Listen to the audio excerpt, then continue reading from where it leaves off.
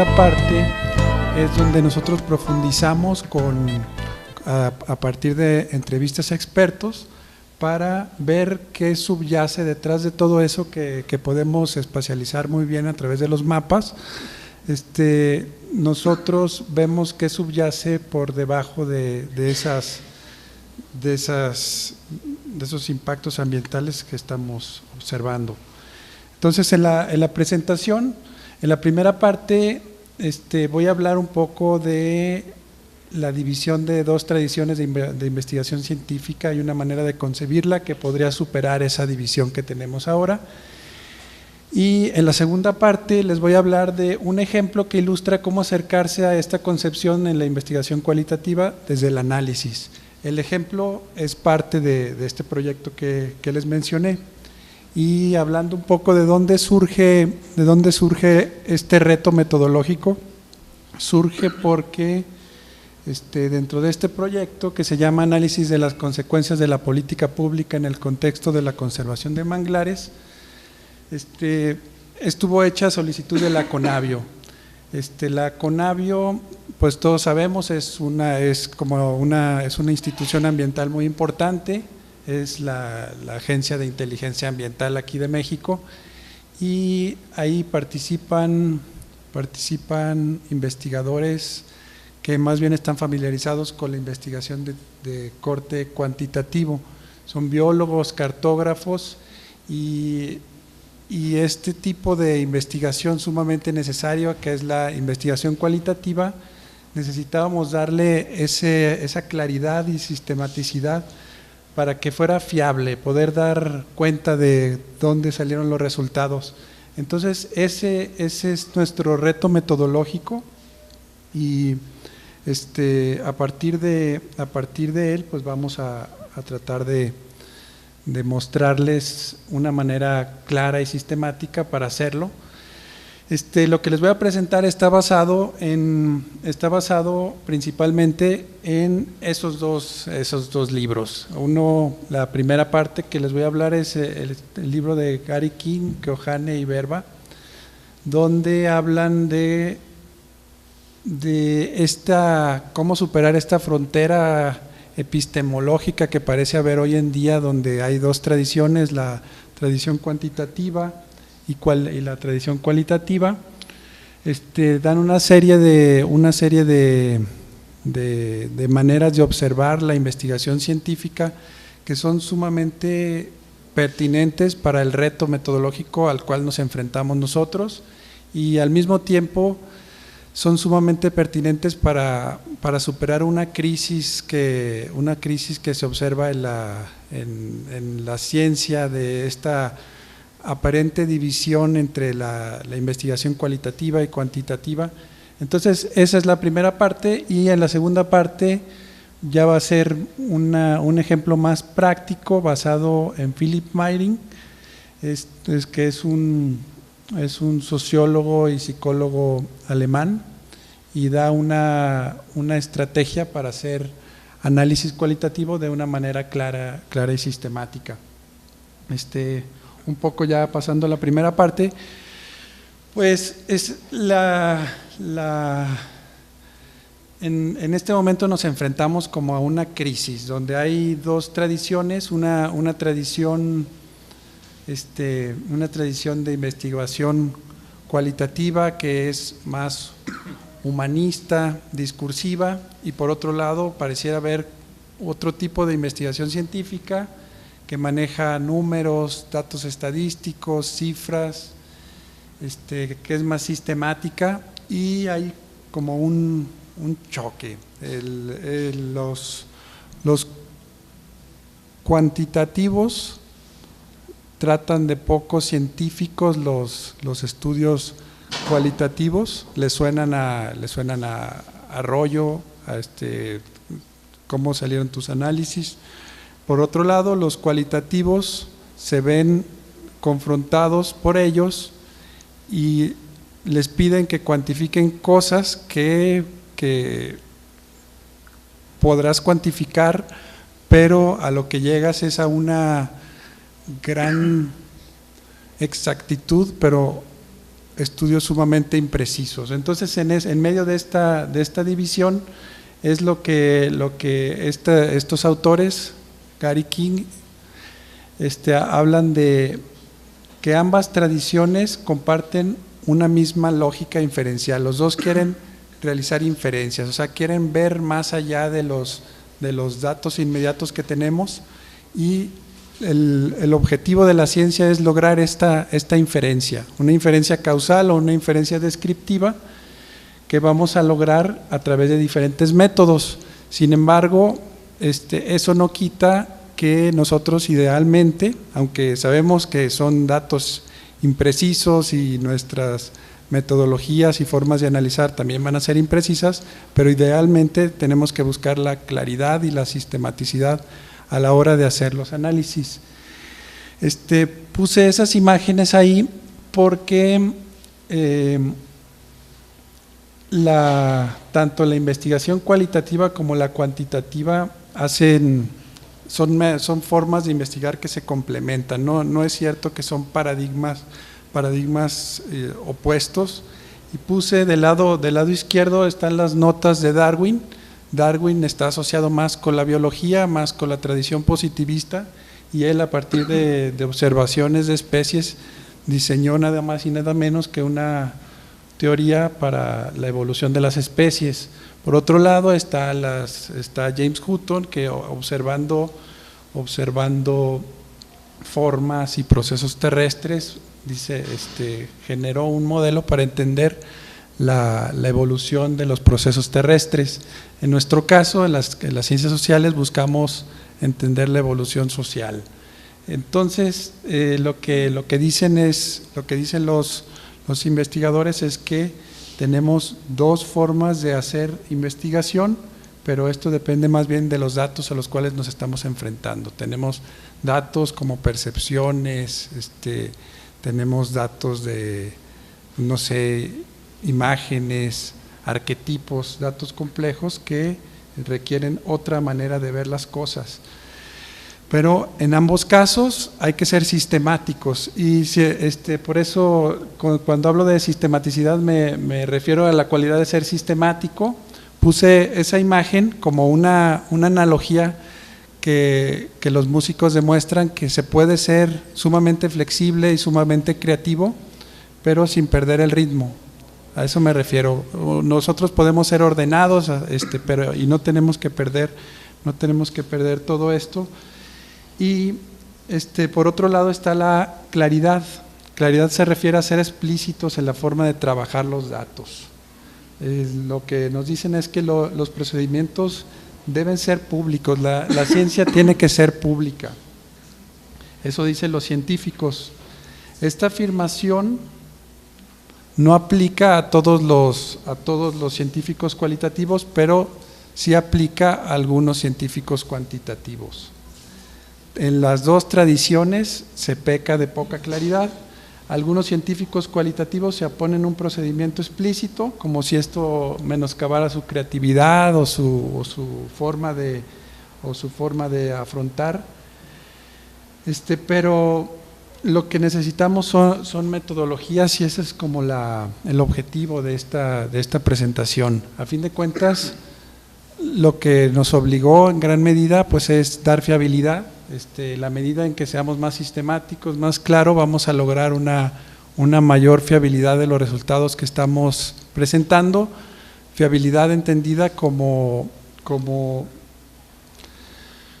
que si aplicamos el mismo procedimiento, si lo aplican dos analistas, aplican el mismo procedimiento a los mismos datos, deberían de llegar a lo mismo.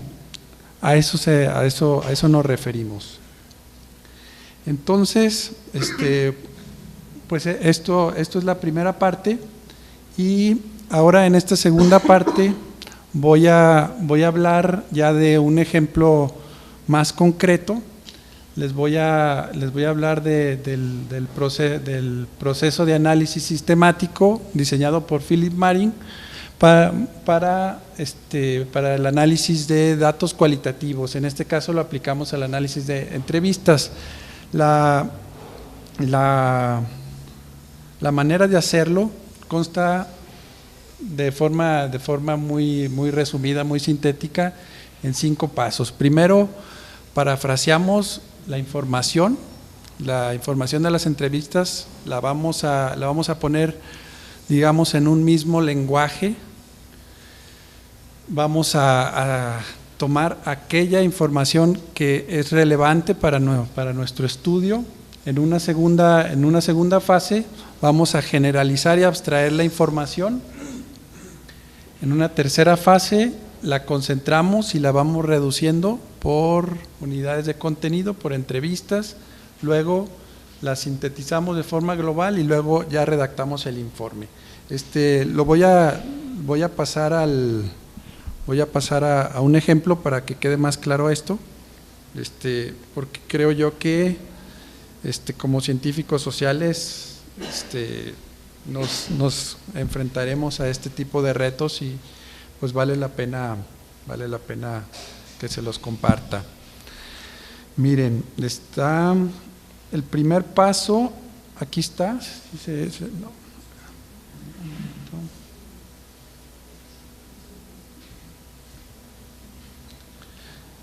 Las entrevistas, la manera como lo hicimos, las entrevistas fueron transcritas, y esas entrevistas transcritas vamos haciendo una codificación de los diferentes temas de los cuales nos están hablando los expertos. Esa codificación en este caso se hizo a partir de una serie de códigos identificados por personal de la Conavio y gente de nuestro equipo. Entonces, aquí está un ejemplo de codificación. Aquí un experto de la CONAFOR allá en Guadalajara hace todo esto en un diálogo dentro de la entrevista. Aquí se identifica, es codificado, y el primer paso que hacemos es hacer una paráfrasis.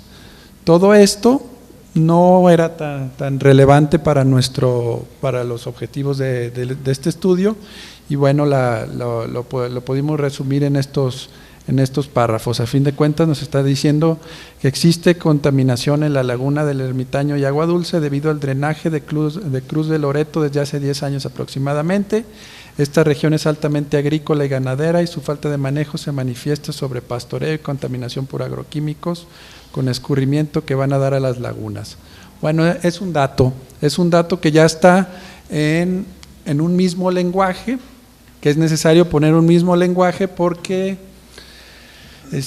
hay de expertos a expertos. Un ejidatario, por ejemplo, es un experto que puede saber más de las dinámicas socioambientales de ahí que un biólogo que lleva poco tiempo por ahí. Sin embargo, la manera como le maneja el lenguaje el ejidatario le puede quitar algo de credibilidad. Entonces, este proceso de paráfrasis se va haciendo a todas las entrevistas. Esta yo diría que es la parte más cansada, porque sí llega a ser cansado. Y bueno, el Atlas TI nos permite no solo ver las entrevistas, también uno tiene aquí a la mano, por ejemplo, los mapas que se generaron, los mapas participativos, y puede uno estar moviéndose en la información. Este es el primer paso que define Meyering. El segundo paso es una parte más, aquí está, miren. Todo esto, el Atlas TI nos permite concentrar toda esta información agrupada por códigos. Entonces, aquí vemos todas las entrevistas, están a manera de pestañas aquí en una matriz en Excel. Aquí podemos ver número de entrevista, en dónde lo podemos encontrar, en qué cita, y la paráfrasis. Ya no presentamos la información fuente. Nos vamos a la paráfrasis, que es el dato que tenemos, y en un siguiente paso lo que hacemos es generalización o abstracción. En este caso se buscaba más una inferencia descriptiva, pero también se puede aplicar, por ejemplo, a una inferencia más causal, y podemos entrar en cuestiones teóricas, y ahí en esas cuestiones teóricas uno pudiera ir poniendo, ¿por qué no?, un renglón más e ir haciendo la referencia a aquellas teorías que nos ayudaron a hacer esa generalización. En este caso no se requirió, entonces esta paráfrasis tomada del dato original la hacemos más abstracta, más generalizadora, y aquí pues tengo un ejemplo, ¿no?, ¿qué pasa? Y esto se va haciendo, y para los diferentes códigos de las diferentes entrevistas. Ese es el segundo paso. El tercer paso es una concentración o reducción, es decir, aquí hay una sola vez nos tocó, pero por ejemplo cuando nos habla de turismo en dos momentos o dos datos que fueron relevantes para lo que estamos nosotros buscando entender ahí, tenemos dos datos que luego los concentramos por acá, los concentramos y los reducimos, y así tenemos, digamos, en este momento, en este tercer paso, podemos decir qué nos dijo el actor tal, el experto tal, sobre X o Y tema. Y luego viene otro paso, que sería un análisis de conjunto. Todo lo que nos dijeron los diferentes actores que pueden ver están ordenados como columnas. Todo lo que nos dijeron el Ayuntamiento de Tomatlán, la Semarnat Tomatlán, la CONAFOR Tomatlán, etcétera, los tenemos puestos aquí. Aquí están todos estos datos. Entonces, en este paso, lo que hacemos es concentrarlos. Hacemos un segundo ejercicio de concentración o síntesis de la información, una síntesis global de la información, y en este momento podemos decir qué opina la gente de la región, los expertos de la región sobre X tema. En este caso es sobre el tema del turismo. Entonces aquí nos están diciendo una serie de temáticas que nosotros les pusimos un color para señalar la relevancia. Blanco es cuando te lo dijo alguna persona aislada, verde es cuando lo dijeron dos personas, amarillo es cuando te lo dicen más de 3 personas, y rojo es ya prácticamente un consenso generalizado. Entonces estos datos ya se pueden convertir en un informe. Aquí me traje esto que es el previo al informe final para que lo vean. Entonces aquí tenemos los diferentes datos y las diferentes temáticas. Entonces, ¿qué puedo yo, por ejemplo, decir sobre las actividades que deterioran el mangle? Agrupo los diferentes datos, luego les doy yo una secuencia lógica y luego les doy un carácter discursivo para que sea accesible a quienes lo vayan a leer. Así queda ya el reporte final, que ya es un reporte que tiene las características de que fue hecho de manera clara y sistemática, que es lo que estamos buscando, de manera de que si alguien me pregunta, oye, ¿por qué dices tú que hay retórica en los proyectos turísticos para Tomatlán y que dicen que son ecológicos, pero en realidad son hoteles a gran escala? Oye, pues entonces yo puedo regresar a los datos fuente, regreso a la entrevista de donde haya venido, puedo ir a la cita y puedo ir a la cita original. Entonces puedo yo decir con toda claridad de dónde proviene la información de la cual estaba hablando. Entonces ya finalizo como conclusiones de este análisis de entrevistas. Es que sí se puede ser sistemático y claro al realizar análisis cualitativos, Ser sistemáticos y claros al realizar análisis cualitativos da una mayor fiabilidad, validez y solidez a nuestros resultados. Y una conclusión más es que estos valores son ideales, investigativos, que en la práctica entrarán en juego con los recursos disponibles para investigar, lo avanzada que esté la teoría, los objetivos del estudio o los destinatarios del mismo. Pero a fin de cuentas hay que tomarlo como un ideal al cual deberíamos de tender, y habrá que hacer concesiones por las características del estudio, pero de que se puede, se puede.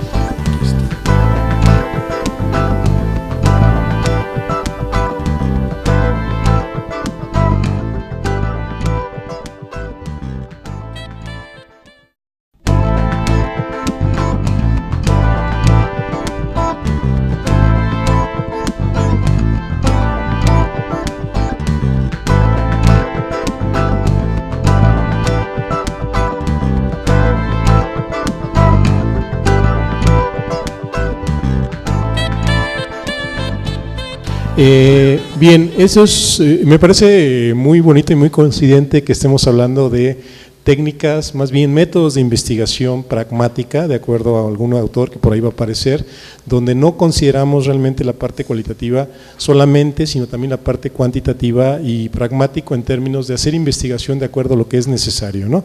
Entonces, bueno, coincidentemente estamos con un tema así y lo celebro mucho. El tema de investigación que les presentamos entonces es el entendimiento de relaciones entre cosmovisión mesoamericana y conservación de hábitat para la vida silvestre, mediante una metodología de modelado que humildemente, ¿verdad?, propongo yo, que se llama modelado geoespacial conceptual. La siguiente, por favor. Bueno, sí, gracias. Bueno, el contenido de la presentación, voy a pasar para allá porque me siento un poquito así como, me estoy quemando los poquitos minutos, ¿verdad? Bien, la introducción es problemática, bueno, vamos a una introducción que habla de problemática de la conservación del hábitat, alguna temática sobre conservación y comunidades indígenas, algunas visiones sobre cosmovisión y conservación. Después vamos a hablar de las preguntas de investigación, la metodología desde la geomática como herramienta de investigación pragmática, la técnica o el método que les quiero presentar, el de modelado geoespacial conceptual. Luego, cómo se obtuvieron los índices de cosmovisión en términos de investigación cualitativa y el de conservación